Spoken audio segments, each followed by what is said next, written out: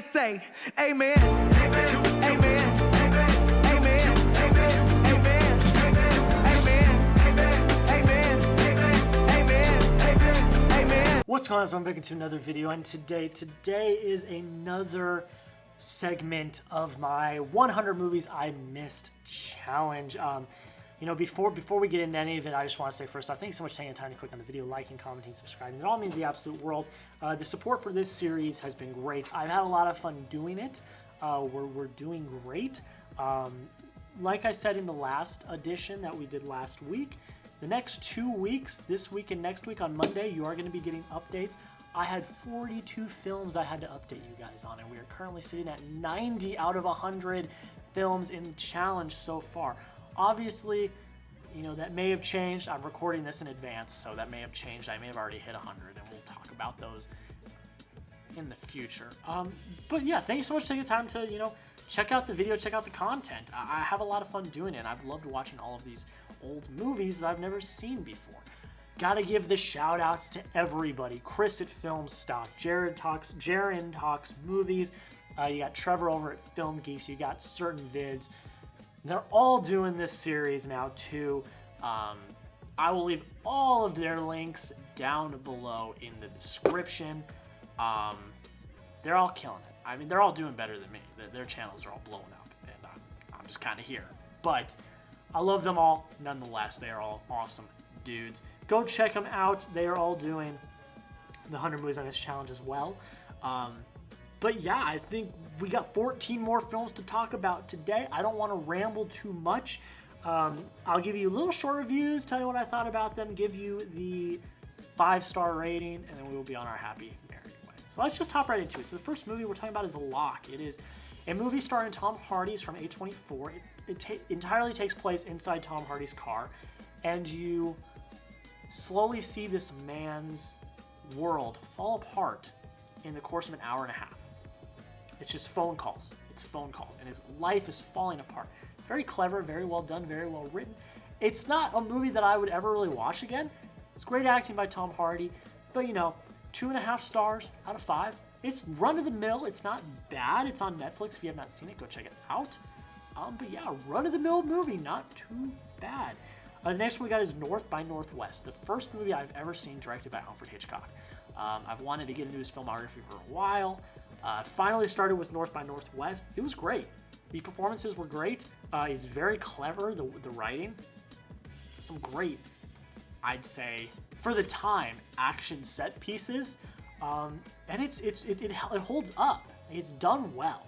I had a great time with it. I really did. It was very, you know, it's a thriller. That's what it is. It's a thriller, and you want to learn the secrets and what's happening and all of that. It's great.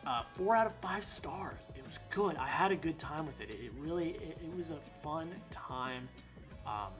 You know, great performances. It's Hitchcock. Great direction. So it was great. Next one is called Clapping for the Wrong Reasons. This is a short film that came out in like 2013. It stars Childish Gambino. Basically what it is you're kind of just following Childish Gambino through his day in his mansion. And you come across a lot of very interesting figures and a lot of interesting conversations. You see some music being made. And it was cool. I mean, it's not anything special. It's not fantastic. But, you know, it was very low-key, very subtle. You know, I love Childish Gambino. I watched Community for the first time. I watched it for a second time now. Love Childish Gambino. And yeah, I mean, it was just you know, quaint. It was little. It wasn't anything too serious, and it was an all right time. I gave it 2 stars out of 5, and yeah, it was pretty good. Then we got 310 to Yuma. This is the newer version of 310 to Yuma. I've been into westerns lately. I've been in a western kick. I've watched a lot of. I've been on a space kick and a western kick, like the two most drastically different things. But I've watched a lot of space movies. I've watched a lot of westerns lately, and this one is good. It's got really good performances. It packs some emotional punch. Great performances overall. Some pretty good direction. Really great run-of-the-mill western. It's not fantastic. It's not the best thing I've ever seen, but it was good. It was good. 3.5 stars out of 10. Not too shabby. Not too bad. Then we're getting into some horror. You guys know I don't like horror, but I'm doing a Conjuring universe marathon with my girlfriend, so Annabelle creation. These horror movies don't really get to me. Like, they haunt me afterwards for what I'm saying. Like, I genuinely will get like nightmares about some of this stuff. But when I'm actually watching the movie, it's not like really, really scary. It's kind of after, which is kind of freaky. But yeah, I mean, it's okay. It's not great. A lot of the stuff that happens in it is like plot conveniences. So I didn't really dig it that much. It was like, all right, but not too bad. 1.5 stars. I'm just not a horror guy. So 1.5 stars out of 5. It's all right, but it wasn't great. We watched Annabelle. So Annabelle was better. I think some of the scares were better. There was some more actual emotional punch. Like, I actually felt some emotion and some emotional punch. More plot conveniences, though. Not written very well, but there were some intriguing moments where I was like, there was some good suspense. I was like, oh, what's going on? Oh god. 2 out of 5 stars. Better, not bad. And yeah, we're just getting into them. I've only seen The Nun is the only other one I've seen. That was actually the movie me and my girlfriend saw on our first date, which was a while ago now. But yeah, I think those are the only ones I've seen in the Conjuring universe. We have The Conjuring and Conjuring 2. I do not own any of the newer ones. I do not own Curse of La Llorona. I do not own Annabelle Comes Home. I don't own any of those. We'll get them eventually. I'll be talking about them eventually. And yeah, let's move on. Next one is The Prestige. So Tenet's coming. It's going to come eventually. Whenever it happens, it happens. I'm very excited for Tenet to come. So I'm going to do a Christopher Nolan ranking. I now own all of his films. The last 3 I just recently purchased, and they all came in this week. So I now own all of Christopher Nolan's films. I'm going to be watching them very, very soon. They're stacked on my Blu-ray player, so like those are the ones I watch first. And The Prestige was one of them that I watched, and I really had a good time with it. It's magic, which is awesome. That's such a cool thing to make a movie about. And like the trials and tribulations of competing magicians and rival magicians, and how far you will go to become the best. And that is something that is really well done here. Great performances by Bale and Hugh Jackman. The ending is freaky as almighty crap. Like, it is insane. Like, figuring out what really happened. The prestige of the movie. Like, figuring out, like, looking behind the looking glass and seeing, like, what actually was happening was insane. And that was really something that I really respected, because it's Nolan. Nolan's insane. The stuff he writes is incredible, because it just bends your mind, and it's really, really wild. But I really enjoyed it. I had a fun time with it. The ending left me with my jaw on the ground. 5 out of 5 stars. Really, really great time. Then we go into Star Trek 2009. I believe I saw parts of this a long time ago, but I don't remember it in the slightest. I don't think I saw the full thing, so I'm counting this because it was legitimately like my first viewing, because I don't remember it at all the first time. I remember like Chris Pine on a bike. That's kind of it. But this was good. I haven't really been into Star Trek. I haven't really watched a lot of Star Trek at all. I don't know that much. So this was kind of my first entrance into the Star Trek universe. I actually really dug it. I think the performances are actually pretty good. There is some good suspense. It's written pretty well, and I love space fights. They're awesome, and there's some great emotion. There's it's revenge, and there's a lot of great stuff in here.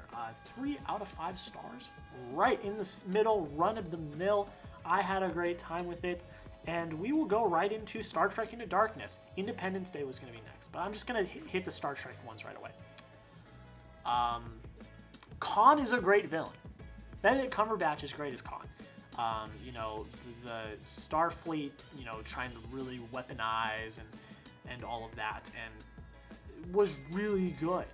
And watching, it's really Benedict Cumberbatch that carries this film. And, as Khan, he's a fantastic villain. And you don't know what he's going to do next. He could be on your side, he could be bluffing, he could be lying. Like, all of that is great. It's another great space movie, and watching the trials and tribulations, because we actually start to see, we had the crew form in the first one. Now we're starting to have some bumps in the road, and we see that here, and it's great. I had a lot of fun with it. Another 3 out of 5 stars. It's a very run-of-the-mill good series. I have not seen the last one yet. I really want to. I just haven't been able to find it for a good price.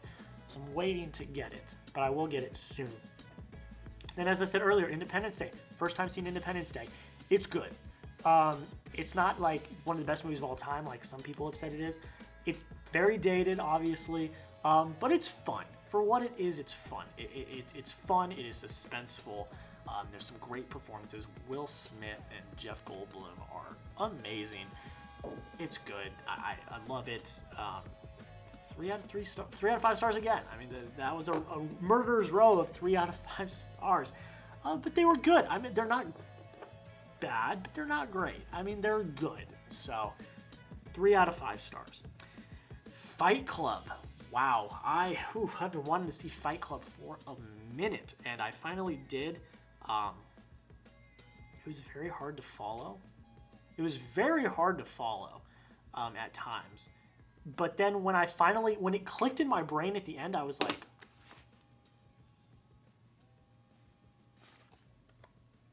what? Like, when that happened, it blew me away. Like, it really did. I was like, oh, I get it. So yeah, it was wild, crazy, but I already broke the first 2 rules of Fight Club. You don't talk about Fight Club. But, in all seriousness, it was a great time. I had a lot of fun with it. 4 out of 5 stars, and it was good. It was good. Wonder Woman. I finally finished my DCEU watch. That ranking's going to come. I'm going to wait because I'm still hoping Wonder Woman comes out in theaters, Wonder Woman 1984. So I'm going to wait for that one. You probably won't see that ranking for a while. At least through August you're not going to see that ranking because I already have August mapped out right here. But Wonder Woman's good. Gal Gadot's really good in this role. She's really great. Love the World War. I believe it was World War I. It was World War I because they were in the trenches. Love the World War I stuff. A lot of that is great. But I didn't dig the ending, and I think that's the thing a lot of people don't dig is the ending. It just didn't work for me. I kind of just wanted it to be her fighting the bad guys and beating them, not having to fight like a godlike entity. But I kind of get that. I didn't really dig the fish out of water stuff either for her. I didn't really dig it for Thor either. And I don't think that has anything to do with Gal Gadot. I just don't think it was written very well. But in the end, it was great. It had some great moments. Her walking across no man's land, goosebumps, like insane.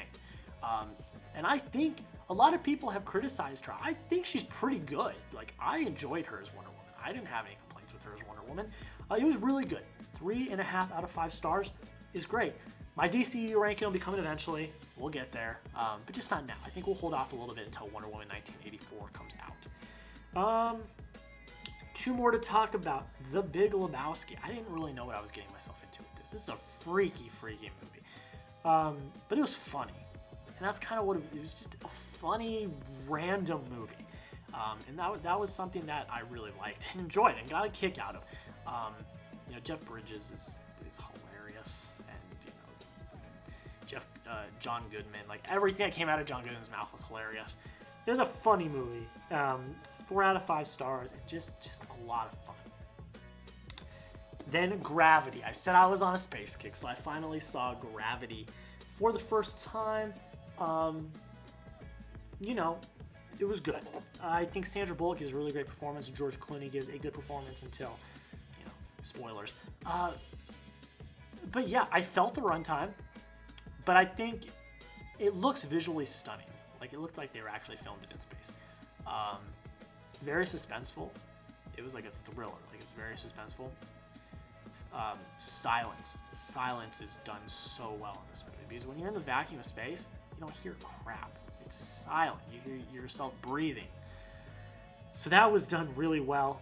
Overall, it's a great movie. Alfonso Cuarón, I believe, directed it, and he did a great job. 4 out of 5 stars. It's good. It was good. That's it for update number 2 of this massive update. Let me know down below in the comments, what did you think of the movies I saw? Did you like them? Did you hate them? What did I get right? What did I get wrong? Again, it's my opinion, so, film is subjective. So we've all got different opinions. But yeah, guys, that is pretty much it. Thank you so much for taking the time to click on the video, liking, commenting, subscribing. Have a great rest of your day. We'll see you in the next video.